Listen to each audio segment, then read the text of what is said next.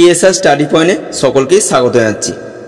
আজকের ভিডিওতে দ্বিতীয় পর্যায়ক্রমিক মূল্যায়ন 2024 সালে পঞ্চম শ্রেণীর বাংলা বিষয়ের মোস্ট ইম্পর্টেন্ট কোশ্চেন নিয়ে আলোচনা করব। ভিডিওটি শুরু থেকে শেষ পর্যন্ত দেখো, তোমরা এখান থেকে অনেক প্রশ্ন সেকেন্ড ইউনিট টেস্টের জন্য কমন পেয়ে যাবে। তাহলে কি কি পরীক্ষা হবে সিলেবাসটা দেখে নাও।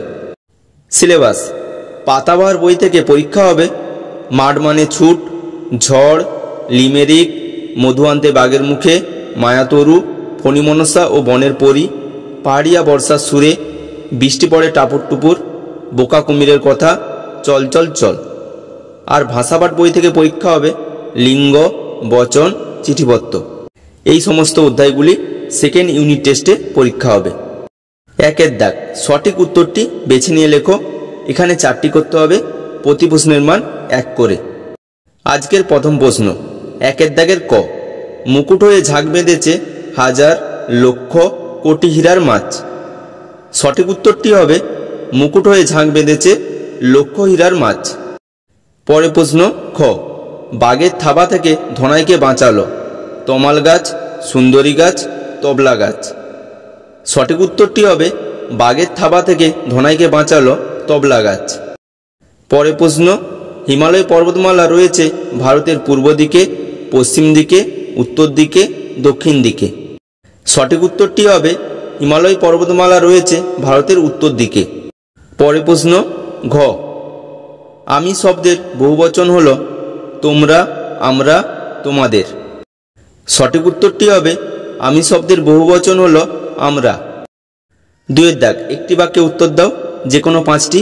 এখানে প্রতি প্রশ্নের মান 1 করে। 2 দাগের ক, বোকা কুমিরের কথা গল্পে চাষে কার লাভ এবং কার ক্ষতি হয়েছিল। উত্তরটি হবে বোকা কুমির কথা গল্পে শিয়ালের লাভ ও কুমিরের ক্ষতি হয়েছিল। পরের প্রশ্ন খ, মধু আনতে বাঘের মুখে গদ্যটিতে ধনাই কিসের মন্ত্র জানে। উত্তর হবে ধনাই মৌমাছিকে ভুল পথে চালিত করার মন্ত্র জানে। পরের প্রশ্ন গ, বৃষ্টি পড়ে টাপুর টুপুর কবিতায় কোন 2 রানীর কথা বলা হয়েছে। উত্তর হবে বৃষ্টি পড়ে টাপুর টুপুর কবিতায় সুয়োরানী ও দুয়োরানীর কথা বলা হয়েছে।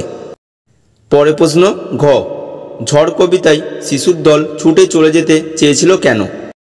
উত্তর হবে হঠাৎ প্রবল ঝড়ে সব লণ্ডভণ্ড হয়ে যেতে শুরু করায় শিশুর দল ছুটে চলে যেতে চেয়েছিল। পরের প্রশ্ন ও, ভগবানের প্রাসাদে পৌঁছে ব্যাঙ কি দেখল। উত্তরটা দেখো, ভগবানের প্রাসাদে পৌঁছে ব্যাঙ দেখল সেখানে সবাই নানান ভোজ ও আনন্দ উৎসবে ব্যস্ত। মন্ত্রী ও তাদের স্ত্রীদের মহানন্দ। পরের প্রশ্ন চ, মায়াতরু শব্দের অর্থ কী। উত্তর হবে মায়াতরু শব্দের অর্থ মায়াবী গাছ।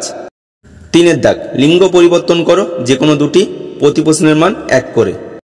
লিঙ্গ পরিবর্তনগুলো দেখো। 3 দাগের ক, অধ্যাপক, লিঙ্গ পরিবর্তন করলে হবে অধ্যাপিকা। পরের প্রশ্ন খ, গুণবান, এর লিঙ্গ পরিবর্তন করলে হবে গুণবতী। পরের প্রশ্ন গ, কবি, এর লিঙ্গ পরিবর্তন করলে হবে মহিলা কবি। পরের প্রশ্ন ঘ, শিব, এর লিঙ্গ পরিবর্তন করলে হবে শিবানী। 4 দাগ, সংক্ষেপে উত্তর দাও, যে কোনো 2টি, প্রতি প্রশ্নের মান 2 করে।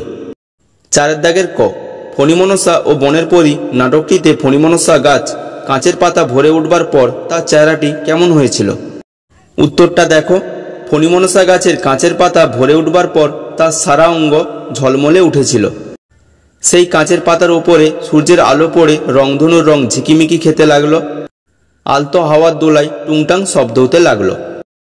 পরের প্রশ্ন খ, দিনের বিভিন্ন সময়ে কবি গাছকে কোন কোন রূপে দেখেছেন। উত্তরটা দেখে নাও। দিনের বিভিন্ন সময়ে কবি গাছটিকে বিভিন্ন রূপে দেখেছেন। সন্ধেবেলায় তাকে দেখে তার মনে হয়েছে যেন একটা ভূত নাচ জুড়েছে। চাঁদ উড়লে তাকে ভালুকের মতন লেগেছে। বৃষ্টি পড়লে মনে হয়েছে ভালুকটার যেন কাঁপুনি দিয়ে জ্বর এসেছে। আবার বৃষ্টির শেষে চাঁদের আলোর গাছের উপরে পড়ে মনে হয়েছে সে যেন মাথায় লক্ষ হীরের মুকুট পরেছে।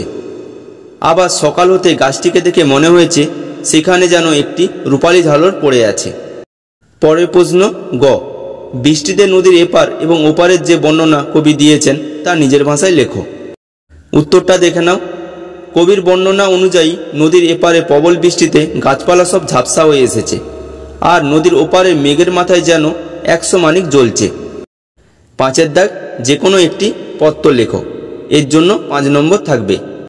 5 দাগের ক, গরমের ছুটি কেমন কাটালে জানিয়ে বন্ধুকে একটি চিঠি লেখো। কিভাবে চিঠি লিখবে দেখো। প্রথমে খাতার ডান দিকে তোমার গ্রামের নাম, জেলা আর যেদিন চিঠি লিখবে সেদিনের তারিখ বসাবে। তারপর খাতার বাম দিকে প্রিয় বন্ধু বা বান্ধবী বলে তার নিচে তোমার বন্ধু বা বান্ধবীর নাম লিখবে। তারপর তার নিচে থেকে লেখা স্টার্ট করবে। আমি যেভাবে লিখেছি সেভাবে লিখবে। বন্ধুকে যখন চিঠি লিখবে বন্ধুকে তুই দিয়ে সম্বোধন করবে। দেখো এই মাত্র তোর চিঠি পেলাম, তুই গরমের ছুটিতে দার্জিলিং গিয়েছিলি জানিয়েছিস, আর আমি কিভাবে গরমের ছুটি কাটিয়েছি তাও জানতে চেয়েছিস। আমি তোকে আগেই জানাতাম, কিন্তু কদিন একটু ব্যস্ত ছিলাম বলে আর লিখতে পারিনি। জানিস আমরাও দার্জিলিং যাব ঠিক করেছিলাম, ব্যাগ গোছানো হয়ে গিয়েছিল, কিন্তু হঠাৎ করে আমার দিদা অসুস্থ হয়ে পড়ায় সেই পরিকল্পনা একেবারে ভেস্তে গেল। চলে গেলাম জলপাইগুড়ি আমার মামা বাড়িতে।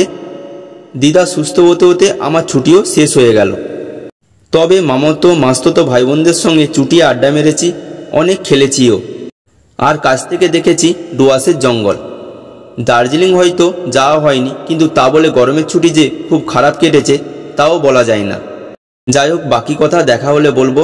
কাকু কাকিমাকে আমার প্রণাম জানাস, তুই আমার ভালোবাসা নিস। তারপর লেখা শেষ হয়ে গেলে ডান দিকে ইতি লিখবে, ইতির নিচে তোমার নাম লিখবে, আর বাম দিকে তোমার বন্ধুর সম্পূর্ণ ঠিকানা লিখবে। আমি যেভাবে লিখেছি এইভাবে লিখবে। প্রথমে বন্ধুর নাম লিখবে, তারপর তার বাবার নাম লিখবে, তারপর গ্রাম, পোস্ট, থানা, জেলা, আর সর্বশেষে পিন নম্বর লিখবে। পিন নম্বর কিন্তু অবশ্যই লিখবে, না হলে চিঠি কিন্তু সম্পূর্ণ হবে না।